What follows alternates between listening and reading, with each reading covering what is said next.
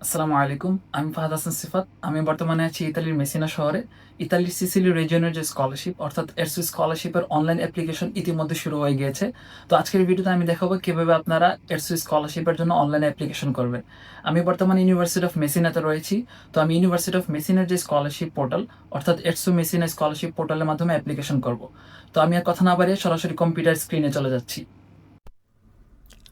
প্রথমেই ব্রাউজারে এসে আপনার স্কলারশিপের ওয়েবসাইটটি খুঁজে বের করুন।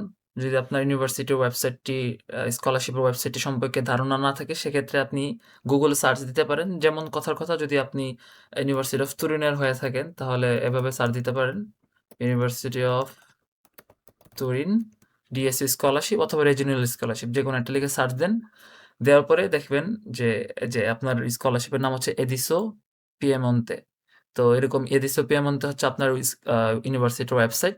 তো আমার হচ্ছে ইউনিভার্সিটি অফ মেসিনা। তো আমি যদি ইউনিভার্সিটি অফ মেসিনা লিখে সার্চ দিই, university of Messina DSC scholarship, এই যে এরসু মেসিনা। আমার স্কলারশিপের ওয়েবসাইটের নাম হচ্ছে এরসু মেসিনা। তো এটা হচ্ছে মেইনলি আমার ইউনিভার্সিটির স্কলারশিপের ওয়েবসাইট। তো বোর্সেদ স্টুডিও এটা মেইনলি স্কলারশিপ আরকি। তো এখানে এসে ক্লিক করবেন। তো এই যে এইটা হচ্ছে কল ফর অ্যাপ্লিকেশন। অর্থাৎ আপনার স্কলারশিপের যে রিকোয়ারমেন্টস এবং স্কলারশিপের যে রুলস অ্যান্ড রেগুলেশন এটা হচ্ছে এখানে সবকিছু দেওয়া আছে এই পিডিএফটা। তো এই পিডিএফটা আপনারা ডাউনলোড করবেন। ডাউনলোড করে ChatGPT অথবা আপনি যেই এআই ব্যবহার করেন ওখানে দিবেন এবং দেওয়ার পর আপনি বলবেন যে আপনার সাথে রিলেভেন্ট যত তথ্য আছে সেই তথ্যগুলো যেন আপনাকে উল্লেখ করে। তো আপনার রিলেভেন্সি বোঝানোর জন্য সেক্ষেত্রে আপনি কোন সাবজেক্টে যাচ্ছেন, কোন প্রোগ্রামে ব্যাচেলর নাকি মাস্টার্স এবং আপনার ন্যাশনালিটি অর্থাৎ বাংলাদেশী। তো এই তথ্যগুলা ChatGPT কে দিবেন অথবা যে এআই ব্যবহার করবেন।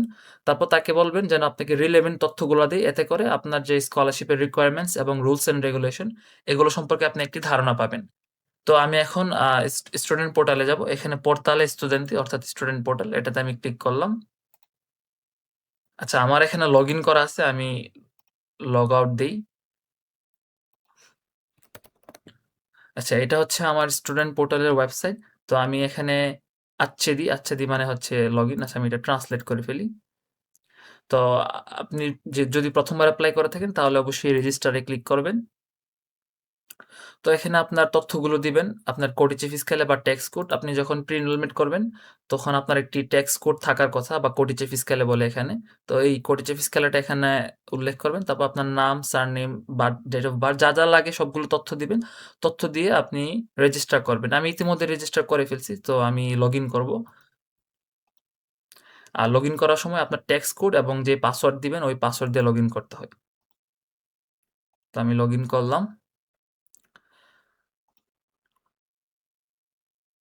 তারপর অ্যাক্টিভ প্রসিডিউরস অ্যান্ড কম্পিটিশন এখানে ক্লিক করবেন।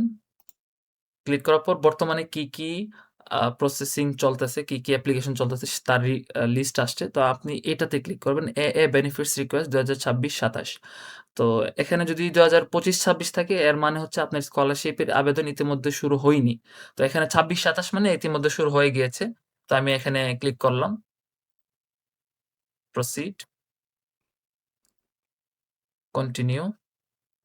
আচ্ছা সিটিজেনশিপ বাংলাদেশ। এখানে হাউসহোল্ড রেসিডেন্ট ইন ইটালি। যদি আপনার ফ্যামিলি ইতালিতে থেকে থাকে তাহলে ইয়েস দিবেন। কিন্তু অধিকাংশের ক্ষেত্রে এখানে ইতালিতে না। সেক্ষেত্রে আমি নো দিলাম।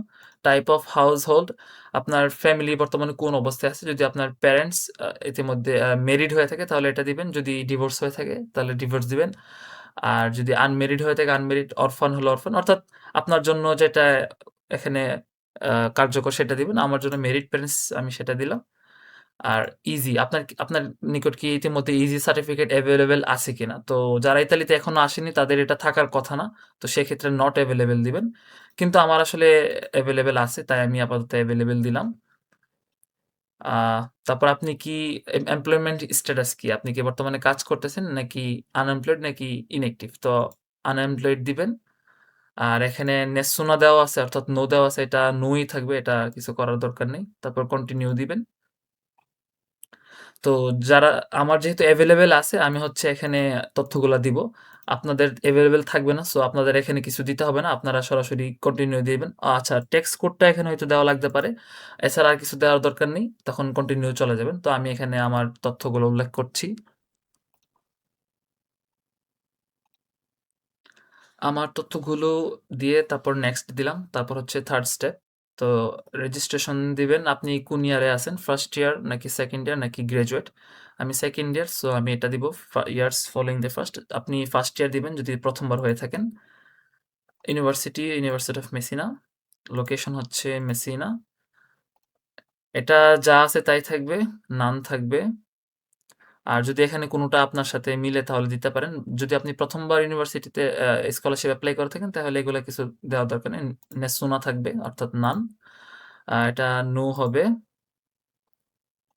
এখানে সবগুলো নো দিয়ে দিবেন।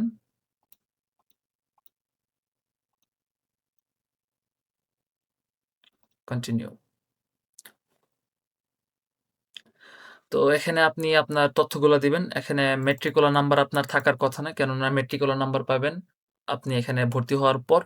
তো এখানে বাকিগুলা দিবেন, আপনার তথ্যগুলা দিবেন। আ যদি আপনি ব্যাচেলর্স হয়ে থাকেন ব্যাচেলর্স, মাস্টার্স হয়ে থাকলে মাস্টার্স, তারপর আপনার ডিপার্টমেন্ট চুজ করবেন। আমি হচ্ছে ডাটা এনালাইসিস আমার ডিপার্টমেন্ট, সরি আমার সাবজেক্ট। আর আমার ডিপার্টমেন্ট হচ্ছে এটা ম্যাথমেটিক্যাল অ্যান্ড কম্পিউটার সায়েন্স। তো আপনার সাবজেক্টের যেই ডিপার্টমেন্ট সেটা আপনি সিলেক্ট করবেন।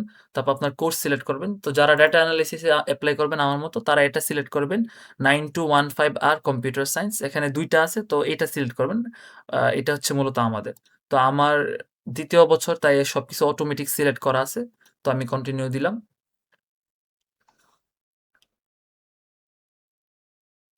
এখানে আপনাদের কিছু দিতে হবে না। কেননা এটা 1st ইয়ারে এখানে কিছু প্রয়োজন নেই। আমি 2nd ইয়ার তাই এখানে আমি এগুলা উল্লেখ করলাম। তারপর কন্টিনিউ দিবেন। এখানে scholarship, bad and catering service, এখানে আ ট্রান্সলেশনটা ভুল আসছে। এটা ক্যাটারিং সার্ভিস হবে। তো এটা সিলেক্ট করবেন। সিলেক্ট করে কন্টিনিউ দিবেন। আর আপনাদের এখনো ইটালিয়ান কোনো ব্যাংক অ্যাকাউন্ট থাকার কথা না। তো এখানে আপাতত কিছু দেওয়ার প্রয়োজন নেই। আপনারা স্কিপ করবেন। আর আমার এখানে ব্যাংক অ্যাকাউন্ট দেওয়া আছে তাই আমি কন্টিনিউ দিলাম। এখানে সবগুলো টিক চিহ্ন দিয়ে দিবেন। সরি, এটা দেওয়া দরকার নেই। আদার স্টেটসমেন্ট দেওয়া দরকার নেই। আচ্ছা, উপরে যেগুলো আছে এগুলো দিয়ে দিবেন। তারপর কন্টিনিউ দিবেন। এখানে আপনার পাসপোর্টের তথ্যগুলো দিবেন। তারপর কন্টিনিউ দিবেন। তারপর এখানে সবকিছু চেক করে দেখবেন সবগুলো তথ্য ঠিকঠাক আছে কিনা। যদি সব তথ্য ঠিকঠাক থাকে তাহলে কনফার্ম দিয়ে দিবেন। ভ্যালিড দিবেন। আচ্ছা, এখানে একটা ওটিপি আসবে। যদিও এখানে বলা আছে নাম্বারে ওটিপি আসবে, বাট নাম্বারে ওটিপি আসে না। ওটিপি আসে মূলত ইমেইলে। তো আপনি যখন রেজিস্ট্রেশন করবেন তখন যে ইমেইল দিবেন ওই ইমেইলে ওটিপি আসবে। তো আমি ভ্যালিডেট কোড দেই।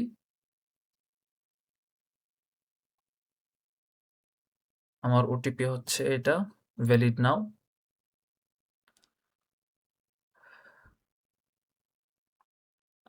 ব্যাস এতটুকুই। আমার স্কলারশিপের আবেদন কমপ্লিট হয়ে গিয়েছে। আমি কন্টিনিউ দিয়ে তারপর আপনারা যখন ইতালিতে আসবেন, এসে আ ফাইলে অপশনে যাবেন বা ডকুমেন্ট, এখানে এসে আপনাদের যা ডকুমেন্ট প্রয়োজন সেগুলো আপলোড করবেন। বাংলাদেশে থাকতে আপনি আপনার পাসপোর্টটা স্ক্যান করে এখানে আপলোড করে দিবেন। সেক্ষেত্রে আপনি আপলোড ডকুমেন্টেশন এ ক্লিক করবেন। এখানে সিলেক্ট করে তারপর আইডেন্টিটি ডকুমেন্ট এটা আপনি সিলেক্ট করে আপনার পাসপোর্টটা আপলোড দিয়ে দিবেন। আর ইতালিতে আসার পর আপনি ইজি সার্টিফিকেট বানাবেন এবং রেসিডেন্স পারমিট, পেমেন্ট রিসিপ্ট ওই ২ টা ডকুমেন্ট কালেক্ট করবেন। কালেক্ট করে তখন আবার এখানে আসবেন। এখানে এসে আপলোড ডকুমেন্টে ক্লিক করে যে পেমেন্ট রিসিপ্ট, রেসিডেন্স পারমিট এটা ক্লিক করে আপনি ওই ডকুমেন্টটা আপলোড করে দিবেন এবং ইজি সার্টিফিকেট যেটা হচ্ছে আপনি ফ্যামিলি ইনকাম সার্টিফিকেট দেখানোর মাধ্যমে পাবেন। এই যে এইটা ইকুয়ালাইজড ইজি এটা সিলেক্ট করে তখন ওইটাও আপনি আপলোড করে দিবেন। যখন আপলোড করে দিবেন যদি ডেডলাইনের আগে আপলোড করতে পারেন তাহলে আপনার কাজ শেষ। তারপর শুধু আপনি অপেক্ষা করবেন স্কলারশিপের র‍্যাংকিং এর জন্য। আর স্কলারশিপের র‍্যাংকিং সাধারণত এই যে আমরা ১ম যে ওয়েবসাইটেতে এসেছিলাম এরসু মেসিনা এটাতে মূলত নোটিশ পাবলিশ করা হয়। তো আমি ওয়েবসাইটটাতে যাই। এখানে আসার পর এখানে যে নোটিশ আছে যে এখানে আভিসা মানে হচ্ছে নোটিশ। তো এখানে মূলত আপনার র‍্যাংকিং পাবলিশ করা হবে। আপনি নিয়মিত এখানে খোঁজখবর রাখবেন। আর একদম ১ম এই যে পিডিএফটি আমরা ডাউনলোড করেছিলাম, ওই পিডিএফ এ মূলত টাইমলাইন দেওয়া থাকে। অর্থাৎ ঠিক কত তারিখে আপনাকে এই নোটিশ দেওয়া হবে, র‍্যাংকিং পাবলিশ করা হবে, তার ডেট ওই পিডিএফ এ দেওয়া থাকবে।